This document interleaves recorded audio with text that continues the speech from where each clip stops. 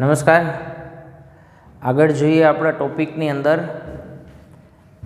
Bohr ક્વોન્ટમીકરણની બીજી સ્વીકૃતિની D બ્રોગલીની સમજૂતી.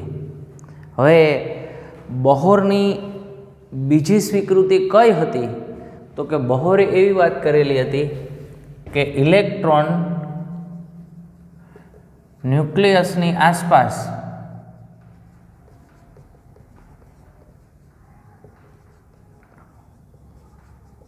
એવી કક્ષામાં ભ્રમણ કરી શકે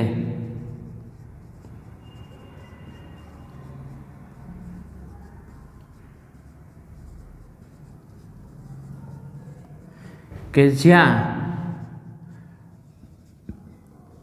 તેનું કોણીય વેગમાન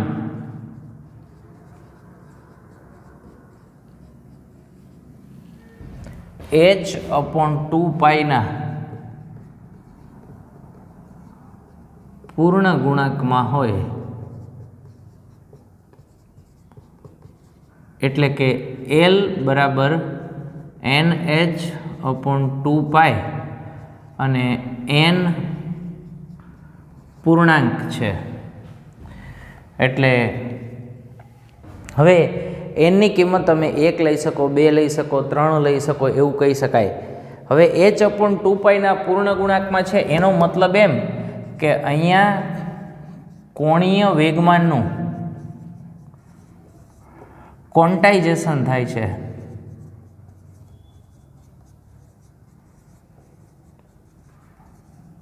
ક્વોન્ટાઇઝેશન થવું એટલે કાંઈક અસતત મૂલ્ય છે એ ધારણ કરે. એલ છે એ કોણીય વેગમાન અને અસતત મૂલ્ય ધારણ કરે એટલે કે એ રાશિનું ક્વોન્ટાઇઝેશન થાય છે એવું કહેવાય.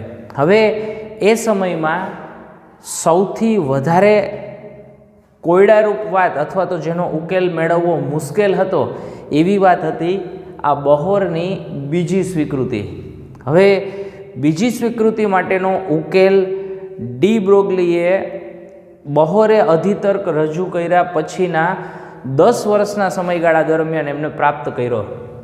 હવે બોહરની સ્વીકૃતિનો જે ઉકેલ છે ડી બ્રોગલીએ મેળવ્યો. ડી બ્રોગલીના કહેવા પ્રમાણે દ્રવ્ય કણો એટલે કે ઇલેક્ટ્રોન એ તરંગ તરીકે વર્તવું જોઈએ અને ઇલેક્ટ્રોન તરંગ તરીકે વર્તે એને અનુરૂપ આ કોણીય વેગમાનનું ક્વોન્ટાઇઝેશન થાય છે એવું એને સમજાયું. પણ હવે આપણે આગળ વાત કરી ગયા, ઇલેક્ટ્રોન તરંગ તરીકે વર્તે છે એની પ્રાયોગિક સમજૂતી કોને આપેલી હતી? તો કે ડેવિસન અને ગર્મરે. એને ઇલેક્ટ્રોન તરંગ તરીકે વર્તે એની પ્રાયોગિક સમજૂતી છે એ આપેલી. હવે મૂળ ડેવિસન અને ગર્મરનો પ્રયોગ છે એ આ વખતે સિલેબસની અંદરથી આપણે કાઢી નાખ્યો છે, પણ ડેવિસન ગર્મરનો પ્રયોગ છે એ પ્રયોગ શેના માટેનો છે કે દ્રવ્ય કણો અથવા તો ઇલેક્ટ્રોન છે એ તરંગ તરીકે વર્તે એની પ્રાયોગિક સમજૂતી છે. હવે ડી બ્રોગલીનો જે અધિતર્ક હતો અથવા તો ડી બ્રોગલીએ જે સમજાવ્યું એને શું કીધું કે ભાઈ પરમાણુમાં વર્તુળાકાર કક્ષામાં ભ્રમણ કરતા ઇલેક્ટ્રોન, આ ઇલેક્ટ્રોનને તમારે તરંગ તરીકે વિચારવું જોઈએ, તરંગ તરીકે લેવું. અને ઇલેક્ટ્રોન વર્તુળાકાર કક્ષામાં ભ્રમણ કરે છે ત્યારે આમ તરંગ સ્વરૂપે ભ્રમણ કરે છે એવું વિચારી અને એને એની સાબિતી છે એ આપી.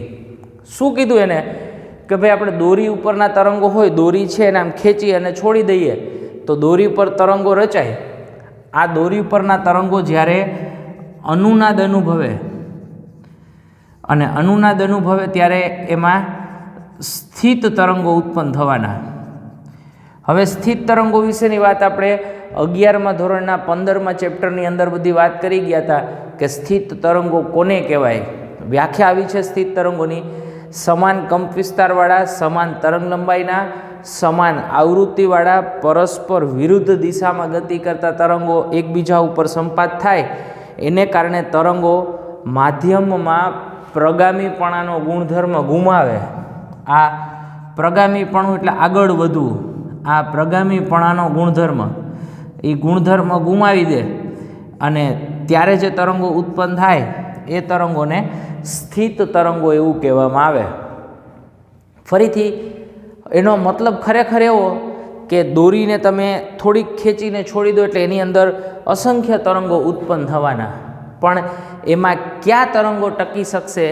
તો કે જે તરંગોના છેડા ઉપર નિસ્પંદ બિંદુઓ હોય અને સ્થિત તરંગો હોય એવા તરંગો જ દોરી ઉપર ટકી શકવાના.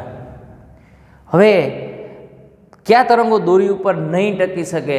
તો કે તમે ધારો કે કોઈ હેન્ડલ છે ને દરવાજા આગળ દોરી બાંધી દીધી ને આમ ઉત્પન્ન કરો છો તરંગો, તો એમાં જે તરંગો એના વ્યતિકરણ અનુભવશે, સહેજ જુદી પડતી આવૃત્તિઓ હશે, વિરુદ્ધ દિશામાં ગતિ કરતા હશે, વ્યતિકરણ અનુભવશે અને પરિણામે એ તરંગો એનો કંપ વિસ્તાર ઝડપથી ઘટીને શૂન્ય થશે, એવા તરંગો ટકી શકશે નહીં. મૂળ વાત એવી કે દોરી ઉપર કયા તરંગો ટકી શકવાના? તો કે જે તરંગો દોરી ઉપર કાપેલું કુલ અંતર એટલે જતા અને પાછા આવતા એ અંતર 1 તરંગ લંબાઈ જેટલું, 2 તરંગ લંબાઈ જેટલું, 3 તરંગ લંબાઈ જેટલું અથવા તો તરંગ લંબાઈના પૂર્ણ ગુણાંક જેટલું હશે ને એ બધા તરંગો ટકી શકવાના છે. બાકીના તરંગો દોરી ઉપર ટકી શકશે નહીં. હવે અહીંયા તમને એક આકૃતિ આપી છે.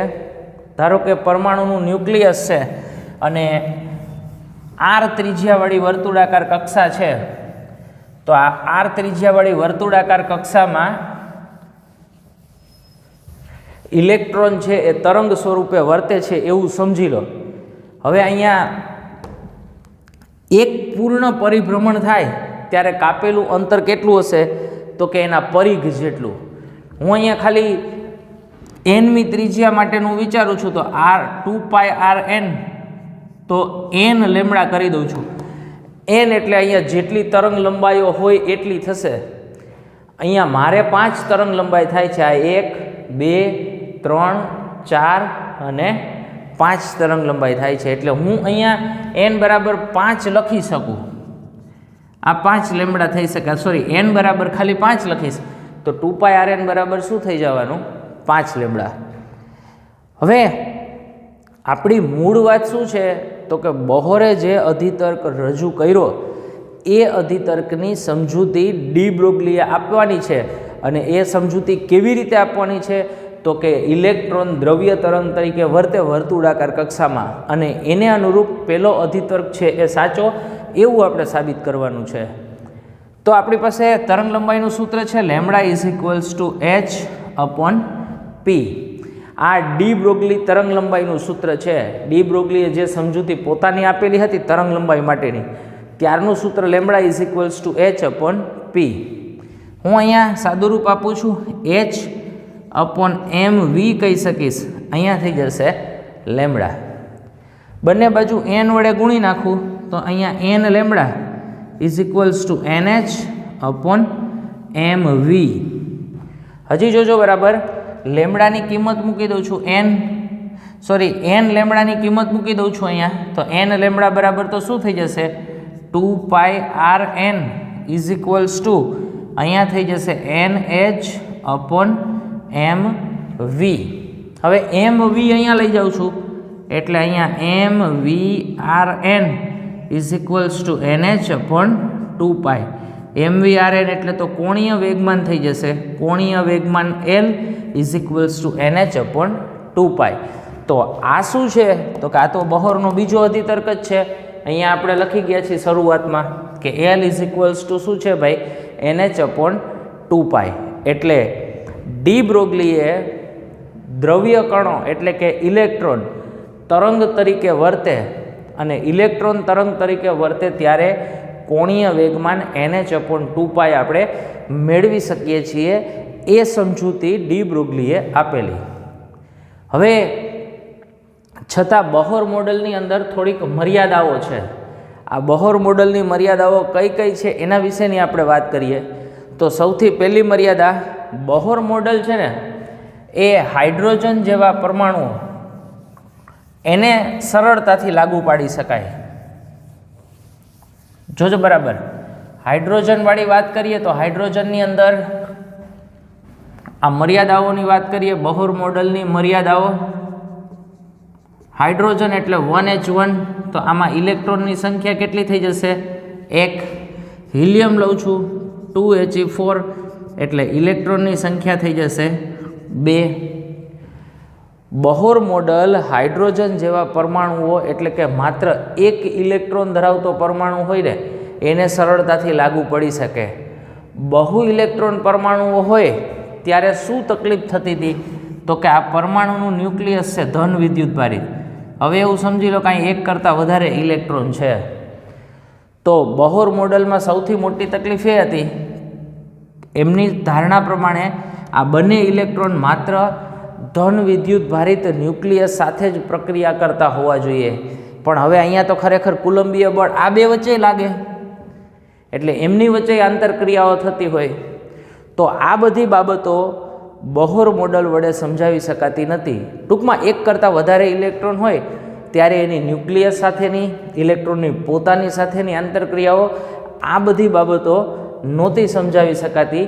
આ બોહર મોડલની સૌથી મોટી મર્યાદા. બીજી મર્યાદા એ હતી કે એમાં સાપેક્ષ તીવ્રતાઓ, આ સાપેક્ષ તીવ્રતાઓ સમજાવી શકાતી નહોતી. ધારો કે વર્ણપટની જુદી જુદી તરંગ લંબાઈઓ હોય તો તરંગ લંબાઈઓ એકબીજાની સાપેક્ષ જુદી જુદી તીવ્રતાઓ ધરાવતી હોય તો એ તીવ્રતા સમજાવવા માટે પણ બોહર મોડલ છે એ નિષ્ફળ નીવડ્યું હતું. તો આ બોહર મોડલની મર્યાદાઓ વિશેની વાત થઈ. તો આપણો ટોપિક અહીંયા પૂરો થાય. બોહરની ક્વોન્ટમીકરણની બીજી સ્વીકૃતિની ડી બ્રોગલી સમજૂતી, એટલે શરૂઆતમાં સમજૂતી છે અને પછી મર્યાદાઓ. મર્યાદાઓમાં બે વાળી વાત, એક કરતાં વધારે ઇલેક્ટ્રોન, 2 પોઈન્ટ છે ટૂંકમાં. એક કરતાં વધારે ઇલેક્ટ્રોન માટે થોડી તકલીફ છે સમજાવવામાં. બીજી સાપેક્ષ તીવ્રતાઓ, જુદી જુદી સંક્રાંતિઓ થતી હોય, સંક્રાંતિઓના જુદા જુદા લેવલો હોય અને એને અનુરૂપ તીવ્રતાઓ સમજાવવામાં આ મોડલ સંપૂર્ણપણે નિષ્ફળ નીવડતું હતું. હવે સ્વાધ્યાયના દાખલાઓ તરફ આપણે આગળ વધીએ. સૂત્ર બહુ ઝાઝા નથી તમારે પાઠની અંદર અને અત્યંત નાનો પાઠ છે. સૂત્ર બરાબર ધ્યાનથી જોઈ લેજો એટલે દાખલાઓ તમને સરળતાથી આવડી જશે. જોઈએ આપણે સીધો 12.3 સ્વાધ્યાયનો દાખલો. વર્ણપટ રેખાઓની પાશ્ચન શ્રેણીમાં ટૂંકામાં ટૂંકી કઈ તરંગ લંબાઈ હાજર છે? હવે તમને શ્રેણી માટેનું સૂત્ર આપણે શીખવાડી ગયા છીએ, ઘણી બધી વખત વાત કરી ગયા. ફરીથી પાછું એકવાર લખી નાખું છું. અહીંયા આ એલ બી પી બી પી અહીંયા લખશો. અહીંયા 1 2 3 4 5 આ પહેલી લાયમન, બીજી બામર, આ પાસન, બ્રેકેટ અને ફંડ શ્રેણી. એટલે દરેક સિરીઝ માટેના સૂત્ર છે એ આ નાનકડા શોર્ટકટ ઉપરથી તમારે તૈયાર થઈ જશે. હવે તમારે જોવાનું છે કઈ શ્રેણી છે? પાસન શ્રેણી. પાસનમાં આવશે તમારી પાસે નંબર કેટલો? 3. હું અહીંયા પાસન શ્રેણીની વર્ણપટ રેખાનું સૂત્ર લખું છું. આ પાસન શ્રેણીની વર્ણપટ રેખાની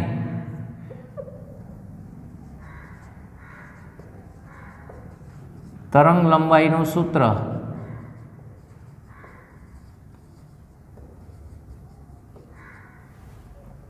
(1/λ=r). 1 પાસન શ્રેણીમાં 3 આવશે. 1/3² -1/n². હવે આ શબ્દ તમારે બરાબર યાદ રાખવાનો. ટૂંકામાં ટૂંકી તરંગ લંબાઈ. ટૂંકામાં ટૂંકી તરંગ લંબાઈ એટલે આ જવાબ છે ને એ મોટામાં મોટો આવવો જોઈએ.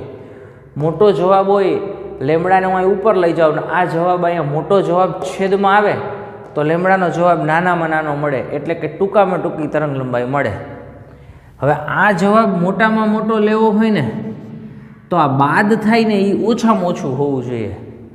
ઓછામાં ઓછું બાદ થાય એનો મતલબ એમ કે આ છેદ મોટામાં મોટો હોવો જોઈએ. તો છેદ મોટામાં મોટો એટલે હું n બરાબર જો ઇન્ફિનિટિવ લઉં ને તો આ છેદ મોટામાં મોટો થયો. તો સૂત્ર આવું થઈ જશે 1/λ = r 1/9 - 1/∞.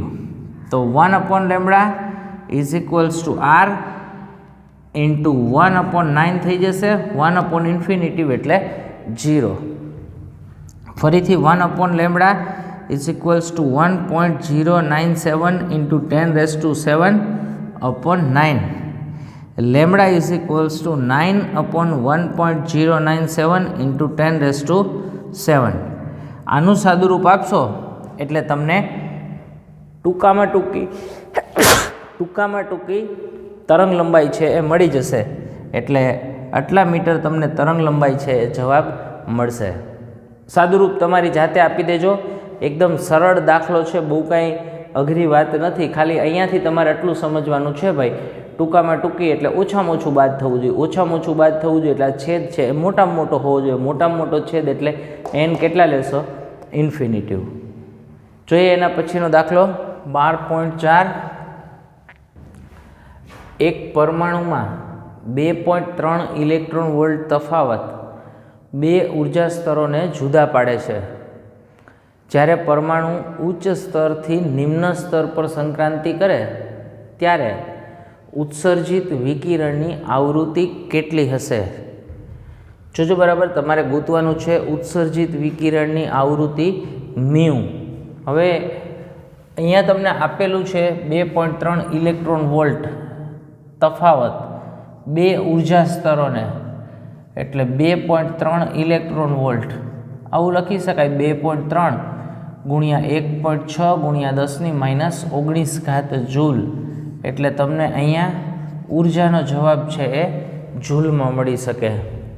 જ્યારે પરમાણુ ઉચ્ચ સ્તરથી નિમ્ન સ્તર પર સંક્રાંતિ કરે, એટલે આમ ઉપરના લેવલથી નીચેના લેવલમાં સંક્રાંતિ કરે, ત્યારે ઉત્સર્જિત વિકિરણની આવૃત્તિ કેટલી હશે?